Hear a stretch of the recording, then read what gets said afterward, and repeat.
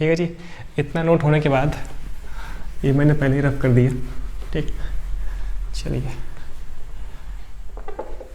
तो सर जितना भी आपने कुछ बताया वहाँ से 2 बातें क्लियर हुई, ठीक है। वो फिर से बताएंगे क्या कि मैं वीडियो को रिपीट कर लूँ? वीडियो आप रिपीट कर सकते हो, ऑफलाइन की फील लेनी तो मैं फिर से बता देता हूँ। तो आपने ये बोला कि जब भी स्टेबिलिटी आरएस की स्टेबिलिटी को मुझे चेक करना होगा तो मेरे सामने 2 टाइप के क्वेश्चन आएंगे।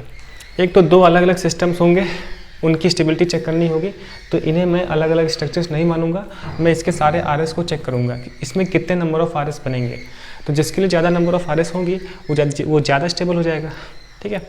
दूसरा टाइप का क्वेश्चन क्या है? स्टेबिलिटी ऑफ आरएस, है ना, हाँ जी, स्टेबिलिटी ऑफ रेजोनेटिंग आरएस, है ना, ऑफ सेम रियल हाइब्रिड, ठीक है। सेम रियल हाइब्रिड की अगर 2 रेजोनेटिंग स्ट्रक्चर्स हैं तो उनकी स्टेबिलिटी को कैसे कंपेयर करें, ये बात थोड़ा ज़्यादा फेमस है। मतलब कि अपने सामने कुछ ऐसा ही क्वेश्चन आएगा, ठीक है, कॉम्पिटिटिव के पॉइंट ऑफ व्यू से, या फिर अपने 11th में तो आसान क्वेश्चन आता है, तो ऐसा हो सकता है। तो इस केस में क्या है कि एक रियल हाइब्रिड होगा, एक ही कंपाउंड है, उसके अलग अलग आरएस बन सकते हैं। तो उन 2 आरएस के बीच में स्टेबिलिटी कैसे चेक करें, तो उसके कुछ रूल्स हैं, है ना। तो रूल देखते हैं हम। पहला रूल, है ना, पहला पार्ट क्या है इसमें? Neutral resonating structure,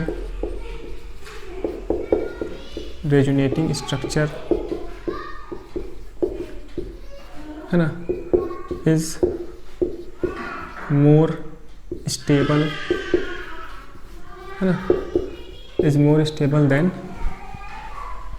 charged resonating structure, resonating structure. तो एक एक बात मैं लिखूंगा और आपको समझाऊंगा, ठीक है।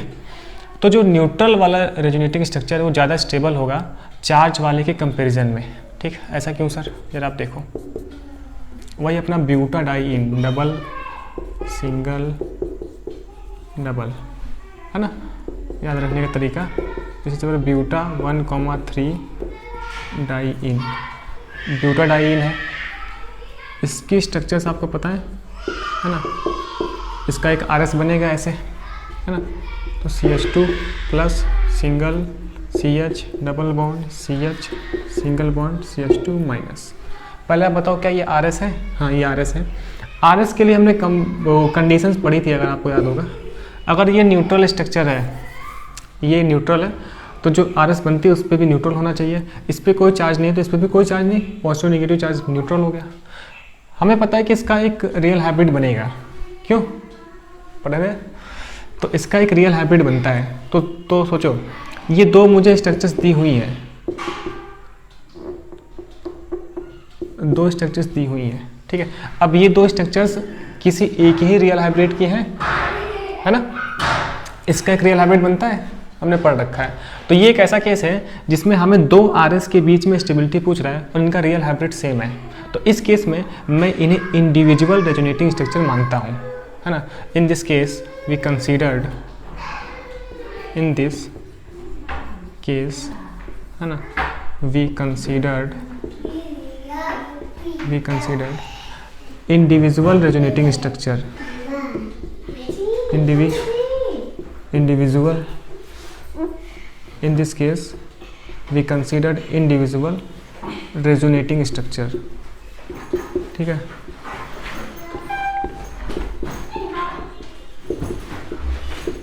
इसकी स्पेलिंग आप देख लेना, इंडिविजुअल रेजोनेटिंग स्ट्रक्चर। मतलब कि ये जो आरएस है इसको मैं अलग मानूंगा और इस सेकंड आरएस को मैं अलग मानूंगा। अब इसकी कितनी और आरएस बन सकती है उसको मुझे चेक नहीं करना है, समझ रहे हो? मतलब कि ये एक अलग स्ट्रक्चर है, ये एक अलग स्ट्रक्चर है, ठीक, ये चीज़। तो बात समझ में आ गई सर कि अगर सेम रियल हाइब्रिड की 2 आरएस में कंपैरिजन करना है तो इन 2 आरएस को मैं अलग अलग स्ट्रक्चर मानता हूँ और इसमें रूल्स लगा के चेक करता हूँ। कौन कौन से रूल सर? पहला रूल क्या है कि न्यूट्रल स्ट्रक्चर ज़्यादा स्टेबल होता है एज़ कम्पेयर टू चार्ज्ड वाला। क्यों? क्योंकि चार्ज को क्रिएट कराने के लिए मुझे एनर्जी देनी पड़ेगी, और केमिस्ट्री में जब भी एनर्जी आप दोगे ना वहाँ पर अनस्टेबिलिटी आ जाएगी। हम चाहते हैं कि कम से कम एनर्जी में काम हो। ठीक है, लड़की चिल्ला रही है ना भाई, ये चीज़। तो जब भी हम एनर्जी की बात करेंगे, एनर्जी सप्लाई कराने की बात करेंगे, एनर्जी की वजह से कुछ काम हो रहा है, तो वहाँ पे केमिस्ट्री में अनस्टेबिलिटी। ठीक है, तो न्यूट्रल स्ट्रक्चर्स ज़्यादा स्टेबल है। तो आप देख लो, इसका मतलब कि सर यहाँ पे जो स्टेबिलिटी है, इस केस में स्टेबिलिटी जो है सर, आपने बोला कि सर पहले वाले की स्टेबिलिटी ज़्यादा हो जाएगी। क्यों सर? क्योंकि पहला वाला न्यूट्रल स्ट्रक्चर है।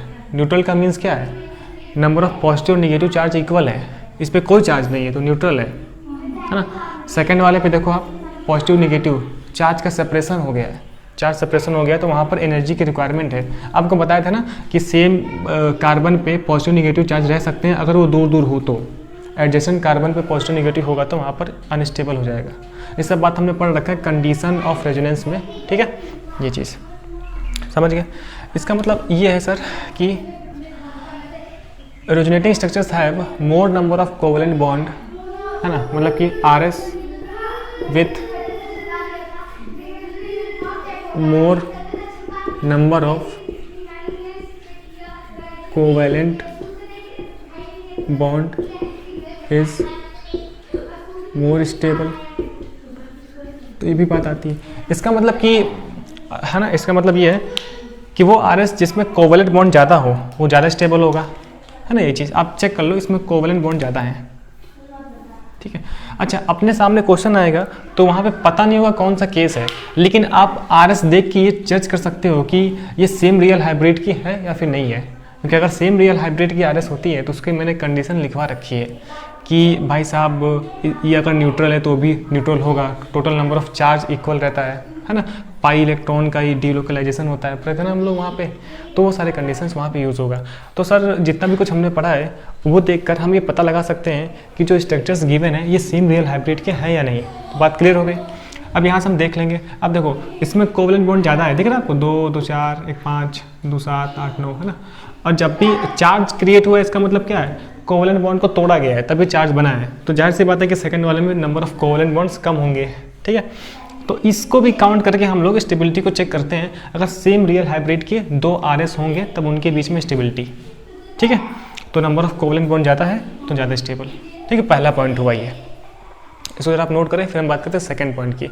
एक एक पॉइंट इंपॉर्टेंट है अपने competitive exam point of view से। ठीक है, सेकंड पॉइंट हम देखते हैं, पहले जरा आप इतना नोट कर ले। हाँ जी, ठीक है, चलिए नेक्स्ट देखते हैं हम। तो इस तरीके से जो भी हम पढ़ रहे हैं यहाँ से हम डिफरेंट टाइप के रूल्स पढ़ेंगे, और इस रूल्स का यूज़ करके हम सेम रियल हाइब्रिड की 2 रेजोनेटिंग स्ट्रक्चर के बीच में स्टेबिलिटी का पता लगाएंगे। ठीक है, एंड इस स्टेबिलिटी को लेकर क्वेश्चंस आते हैं। ये बात हमने पढ़ रखा है सर कि कोई भी स्ट्रक्चर अगर गिवन है तो वो RS होगी या नहीं, इसके लिए कंडीशंस होती हैं जो हम लोगों ने पढ़ रखा है। न्यूक्लियर शिफ्ट वगैरह नहीं होता है, एटम का शिफ्ट फॉरबिडन है ना। ओनली पाई इलेक्ट्रॉन्स का डीलोकलाइजेशन होता है, या फिर लोन पेयर का पढ़ रखा है ना कंडीशंस, जब रेजोनेंस मैंने पढ़ाया था। तो जो भी कुछ हम पढ़े हैं ना वो हर एक लेक्चर अपने आप में इम्पोर्टेंट है कॉम्पिटिटिव पॉइंट ऑफ व्यू से। ठीक है, सेकेंड पॉइंट देखते हैं हम।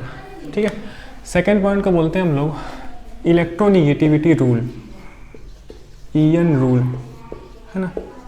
इसके अकॉर्डिंग क्या है सर? इसका मतलब ये है सर कि पॉजिटिव चार्ज प्रेजेंट एट, है ना, पॉजिटिव चार्ज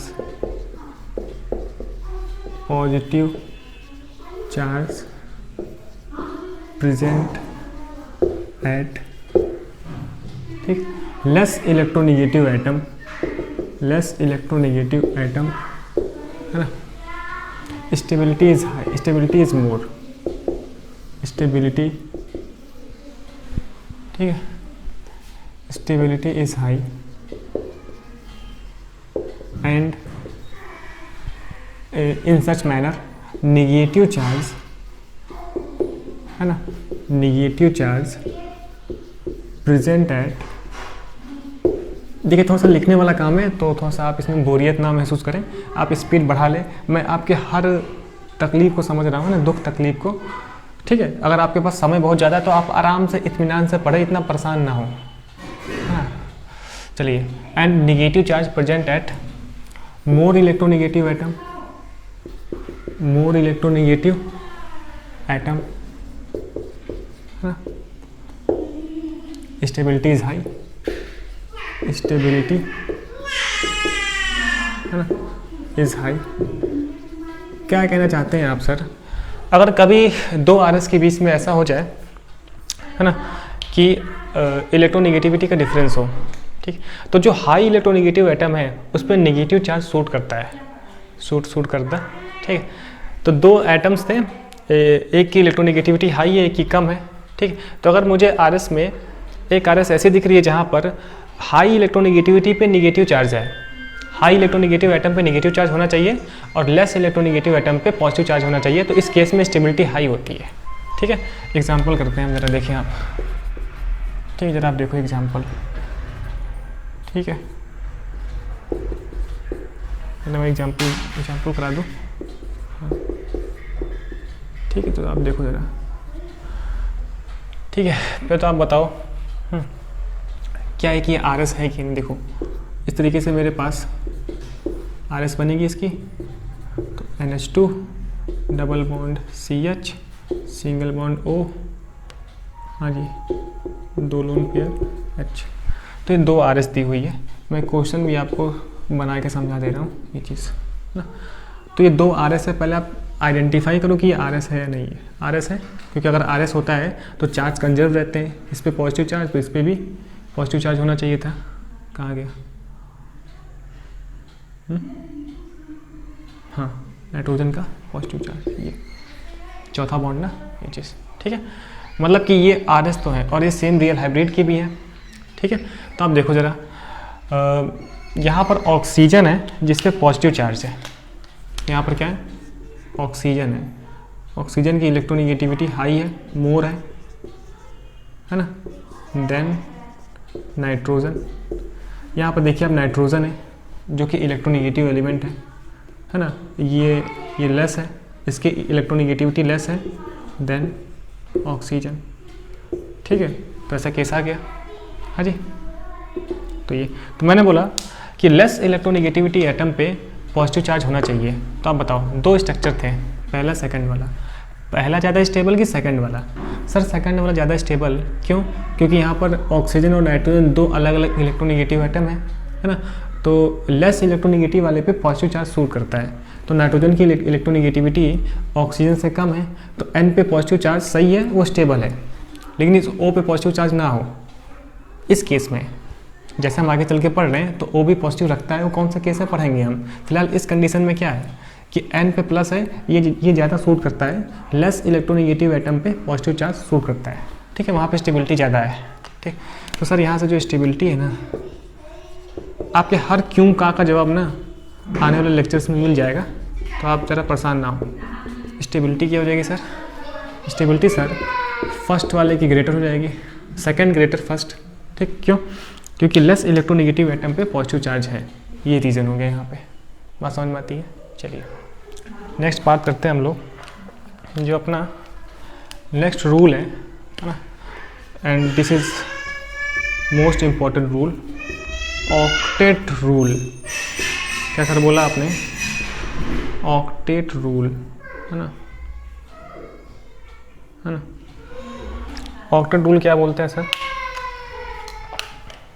है ना, इन रेजोनेटिंग स्ट्रक्चर्स इन RS, है ना, विद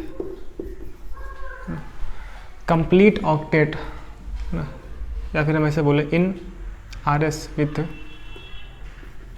ऑल एटम्स ऑफ, क्या बोल सकते हैं, हाँ, इन RS in which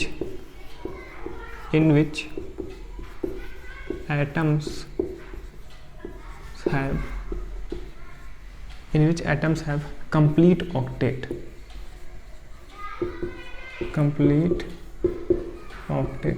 है ना। In RS in which atoms have complete octet, it is stable then, it is, है ना, stable then है ना, RS have incomplete octet, incomplete octet. ठीक है, एक चीज़ और देखना, फॉर ऑक्टेट, है ना, ऑक्टेट कंप्लीट है या नहीं। तो ऑक्टेट के कंप्लीट होने के लिए चेक करने के लिए एक फार्मूला है ना। फार्मूला क्या है सर, समझा रहा हूँ मैं, आप परेशान ना हो, है ना। 2 ब्रैकेट में bond pair, number of bond pair and lone pair, number of bond pair and lone pair. ठीक है, क्या कहना चाहते हैं हम, तो सबसे ज़्यादा सुपीरियर यही है ऑक्टेट रूल। ठीक है, तो हम ऑक्टेट रूल के अकॉर्डिंग चेक करेंगे। हम क्या करते हैं, 2 RS गिवन होंगी, है ना, उस RS में हम ईच एटम का ऑक्टेट चेक करेंगे कि ऑक्टेट कंप्लीट है या नहीं। ऑक्टेट का मतलब मुझे पता है कि आउटर मोस्ट सेल में अगर 8 इलेक्ट्रॉन्स होते हैं तो ऑक्टेट कंप्लीट है, तो 2 RS गिवन है। ठीक है, हम इस RS में ईच एटम का ऑक्टेट चेक करेंगे, अगर ये कंप्लीट है तो ये RS ज़्यादा स्टेबल होगी। अगर RS में किसी भी एक एटम का ऑक्टेट कंप्लीट नहीं है तो हम बोलेंगे कि इसमें इनकम्प्लीट ऑक्टेट है। ठीक है, ये चीज़।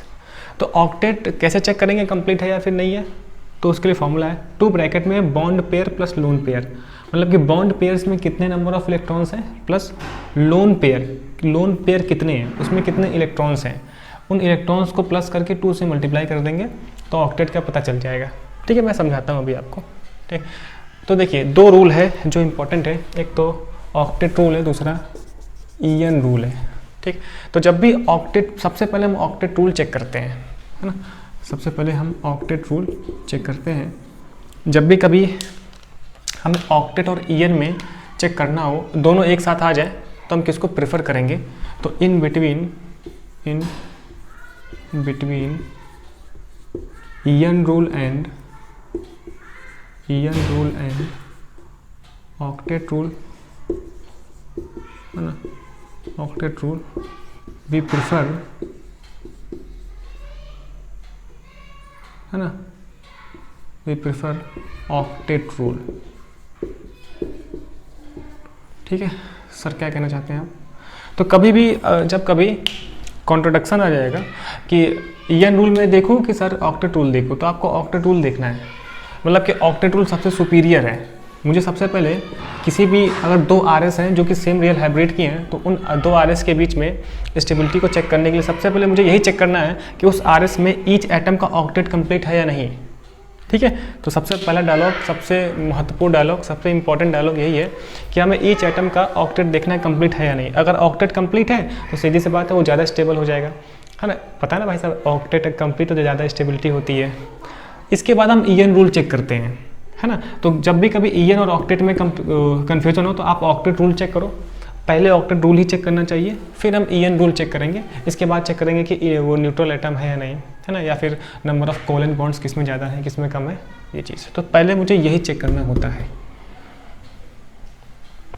ठीक है, चलो, लेकिन ये जो ऑक्टेट रूल है वो ईएन रूल का कॉन्ट्रडिक्शन है, मतलब कि हमें देख के लगता है कि मतलब जो चीज़ें ईएन रूल से सही होगी लेकिन वो ऑक्टेट के अकॉर्डिंग कम्प्लीटली अपोजिट हो सकता है। उसकी बात करते हैं हम, पहले आप इतना नोट कर लें, फिर समझते हैं कि इस ऑक्टेट रूल का कैसे हम यूज़ करेंगे। ठीक है जी, ठीक है जी, चलिए तो हम ऑक्टेट रूल कंप्लीट चेक कर लेते हैं। तो जब भी हमारे साथ कभी क्वेश्चन आएगा हमारे सामने, तो मुझे ऑक्टेट रूल ही चेक करना है। ठीक, मतलब कि नंबर ऑफ 8 इलेक्ट्रॉन्स होते हैं या नहीं, आउटर मोस्ट सेल में 8 इलेक्ट्रॉन्स हैं या नहीं, तब हम ये पता लगा पाएंगे, तब यहाँ से ये बात क्लियर हो जाएगी कि भाई साहब वो RS ज़्यादा स्टेबल है। ठीक है, चलिए फिर हम देखते हैं। आज की क्लास थोड़ा सा मेरे लिए तकलीफ़ है, क्योंकि बोलने में प्रॉब्लम है और थोड़ा सा एनर्जी भी कम है। ठीक है, सुबह का खाना खाए हूँ एक बार, तभी। ठीक है, तो कुछ ये दुखड़े बातें, घर गृहस्थी की बातें जो आपसे मैं शेयर कर रहा हूँ, कुछ राज की बातें। ठीक, चलिए तो आराम से समझते हैं हम कुछ, है ना। पिछली क्लास के इतना मज़ा ना आ रहा हो तो सॉरी उसके लिए, आने वाली क्लासेस में मज़ा आएगा। तो मैंने सर बोला, सर आपने ये बोला कि जब भी 2 RS दिए होंगे तो तो उन 2 RS में ईच एटम का मुझे ऑक्टेट कंप्लीट है या नहीं ये चेक करना है। जिसके लिए जिस RS के लिए ऑक्टेट कंप्लीट होगा वो ज़्यादा स्टेबल होगा। ठीक, तो इसके बिहाफ पे एक एग्जांपल देखें तो आप ज़रा देखो, NH2 lone pair, CH2 positive charge, single bond OH, 2 lone pair होता ही सही है। ठीक है, ये चीज़। हाँ, एग्जांपल देखो ज़रा मैं। ठीक है जी, ये चीज़। तो ये एक RS दिया हुआ है, अगर आप देखो ज़रा यहाँ से तो एक दूसरी इसकी RS बन जाएगी, NH2 पे plus, double bond CH, single bond negative charge, OH। ठीक है, तो दूसरी RS ये बन जाएगी। ठीक है जी, सेकेंड RS। ठीक, अब देखो आप पाई सिग्मा लोन पेयर, मतलब यहाँ से एक RS और बनेगी। ठीक, तो ज़रा आप देखो, NH2 सिंगल बॉन्ड CH, ठीक है, double bond O, positive charge lone pair H। ठीक है, ये चीज़। तो पहले आप क्लियर करो कि क्या ये RS है कि नहीं, सेम रियल हाइब्रिड की है RS, क्योंकि हर RS पे ना पॉजिटिव चार्ज है, पॉजिटिव चार्ज है। ठीक है, ये चीज़ सही है। अब आप चेक करें, तो हमें ऑक्टेट चेक करना है कंप्लीट है या नहीं। तो ऑक्टेट कंप्लीट चेक करने के लिए क्या करते हैं हम, देखिए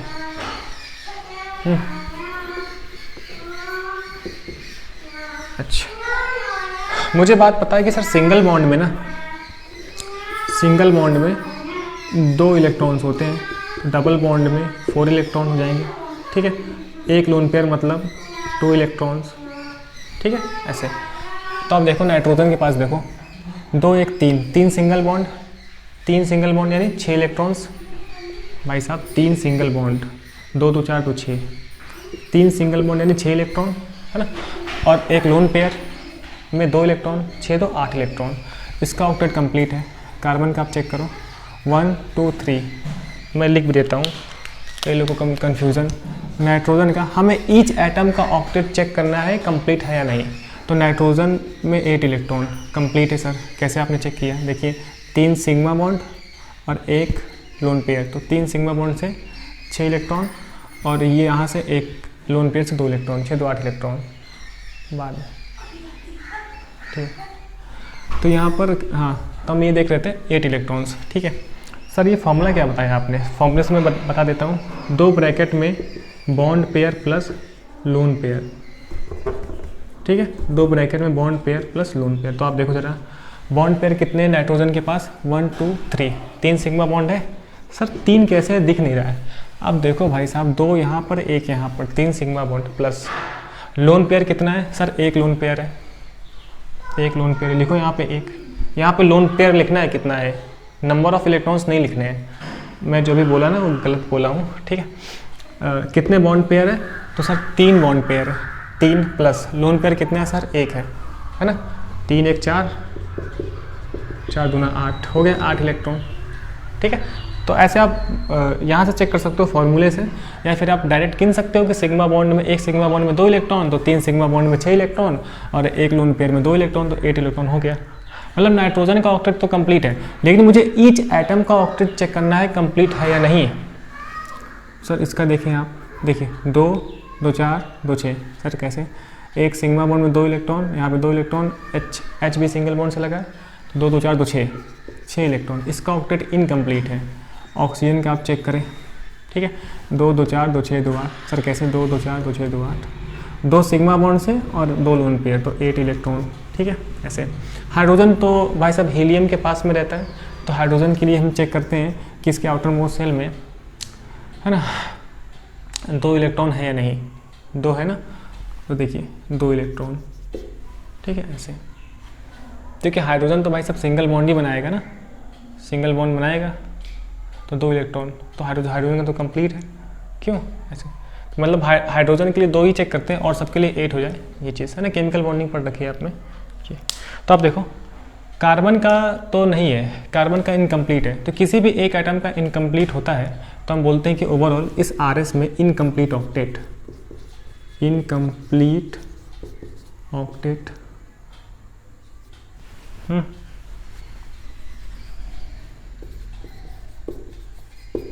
क्या बोलो सर आपने? अगर किसी भी एक आरएस में किसी भी एक एटम का ऑक्टेट इनकम्प्लीट है तो हम बोलते हैं कि इसमें इनकम्प्लीट ऑक्टेट है। ठीक है, और आप बताएं सर ये हाइड्रोजन है, कुछ समझ नहीं है।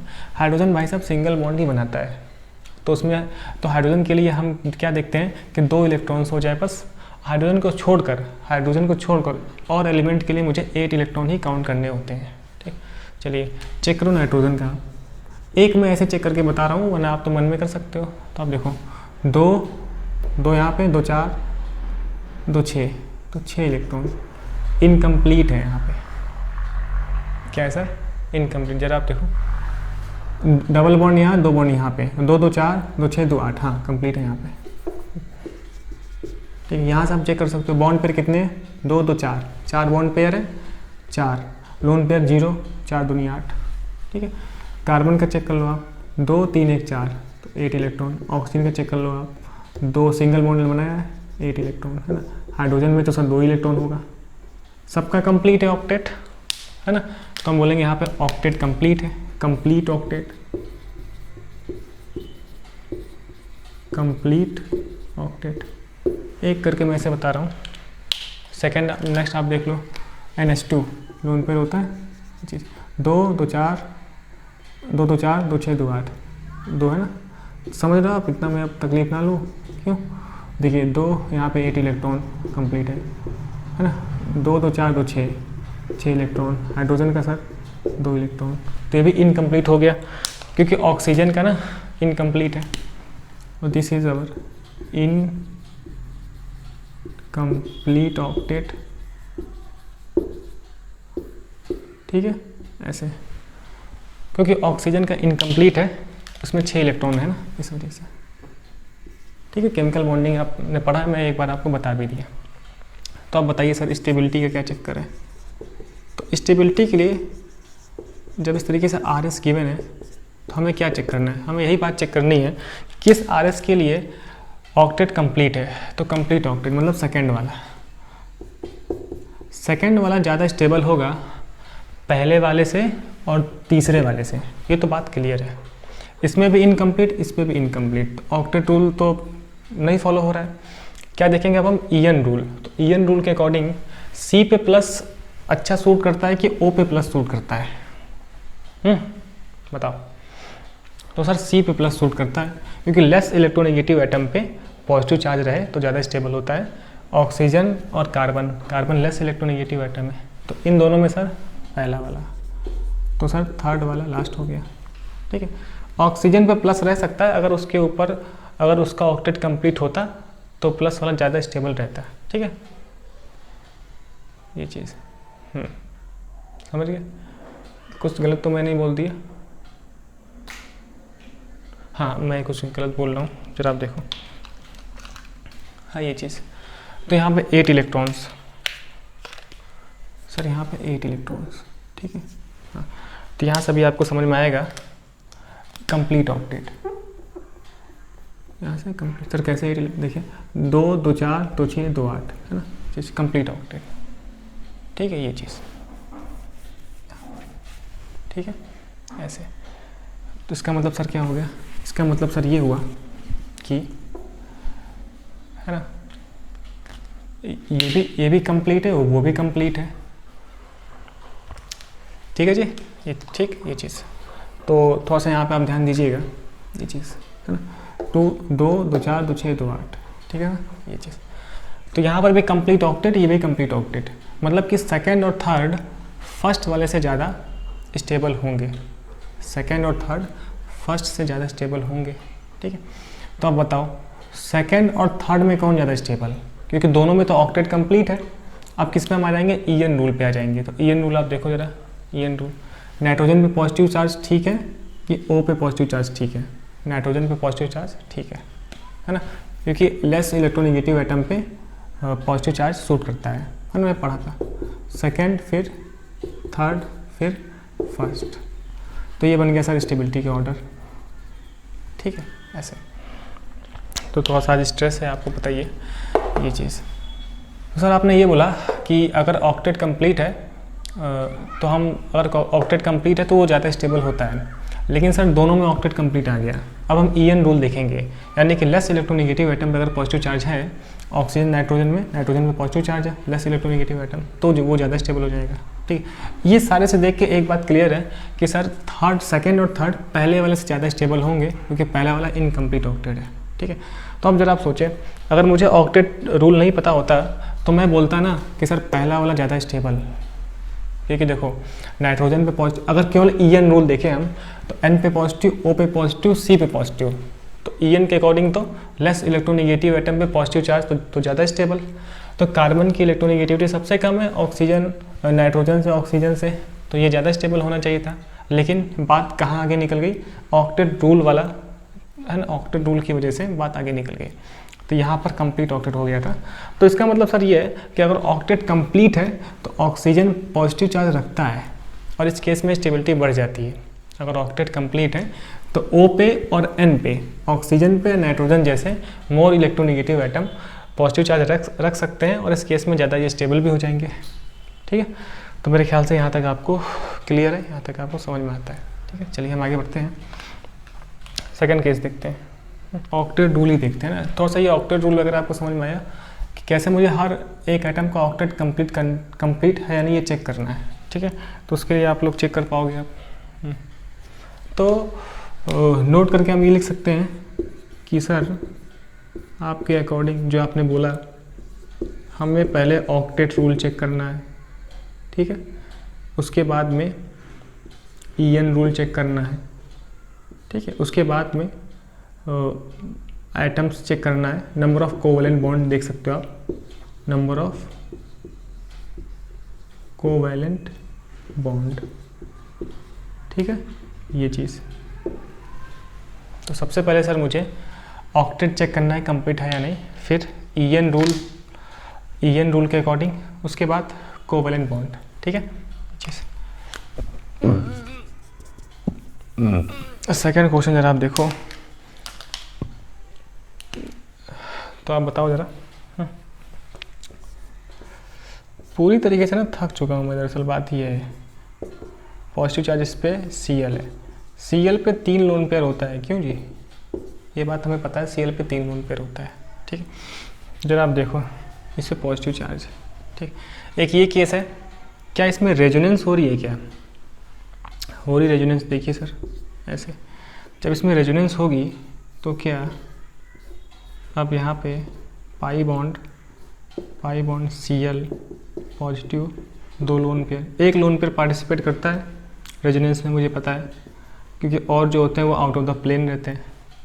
तो सर यहाँ पे 2 RS गिवन है और सबसे पहले मुझे ऑक्टेट ही कंप्लीट करना है, ऑक्टेट कंप्लीट है नहीं चेक करना है। ठीक है, तो देखिए जो नॉर्मल कार्बन है वहाँ तो ऑक्टेट कंप्लीट है, वहाँ पे मुझे चेक करने की ज़रूरत नहीं है। जहाँ पे इफेक्ट है ना वहीं आप देख लो, जैसे आप देखो ये कार्बन 2 2 4 2 6 इलेक्ट्रॉन, और सबका आप देखो कंप्लीट है या नहीं, है ना, जैसे ये देखो तो 2 2 4 2 6, और एटम्स का कंप्लीट है, इस कार्बन का नहीं इनकम्प्लीट है। तो किसी भी एक एटम का इनकम्प्लीट होता है तो हम बोलते हैं कि सर इस केस में यहाँ पर इनकम्प्लीट ऑक्टेट है। क्यों इनकम्प्लीट ऑक्टेट, इस कार्बन का इनकम्प्लीट है, इसमें आप चेक कर लो, हर चीज़ का कंप्लीट। देखो यहाँ जो कार्बन से 2 हाइड्रोजन, नॉर्मल जो केस है वहाँ तो कंप्लीट है ही है। आप इस C+ का चेक कर लो आप, 2 2 4 2 6 2 8, तो 8 इलेक्ट्रॉन, यहाँ पर सर कंप्लीट ऑक्टेट, तो सर यहाँ पे कंप्लीट ऑक्टेट, तो ऑक्टेट कंप्लीट है तो जो स्टेबिलिटी हो जाएगी, स्टेबिलिटी सर सेकंड वाले की ग्रेटर हो जाएगी फर्स्ट वाले से, क्योंकि जब ऑक्टेट कंप्लीट होता है तो वो केस ज़्यादा स्टेबल है। ठीक है, बात समझ में आती है। तो यहाँ तक रखते हैं हम आज का मतलब है ना ये पार्ट। ठीक, इसके बाद 1 2 टॉपिक और अब ख़त्म करते हैं। तो सर अभी तक हमने बस इतना सीखा कि स्टेबिलिटी कैसे चेक करेंगे हम RS की, अगर सेम रियल हाइब्रिड के हुए, 2 अलग अलग सिस्टम्स हुए तो उस केस में। ठीक है, तो अगर सेम रियल हाइब्रिड के होते हैं तो मुझे वहाँ पर देखना रहता है कि क्या वो सेम रियल हाइब्रिड के हैं, तो दोनों स्ट्रक्चर्स को मैं इंडिविजुअल स्ट्रक्चर बोलता हूँ, और मुझे ऑक्टेट कंप्लीट है या नहीं यही चीज़ चेक करनी रहती है। अगर ऑक्टेट कंप्लीट है तो ठीक है वो स्टेबल होगा, वरना फिर हम ईएन रूल से चेक कर लेते हैं। ठीक है, ये चीज़ समझ में आती है बात ये। और ऑक्सीजन नाइट्रोजन जैसे more electronegative atom positive charge रख सकते हैं अगर उसका ऑक्टेट कंप्लीट है। ये बात हमने पढ़ाई थी जब हम बैक बॉन्डिंग का केस पढ़ रहे थे, आपको याद है जब हमने बैक बॉन्डिंग पढ़ा था। पहला पिता नोट कर लें फिर हम आगे बढ़ते हैं, है ना।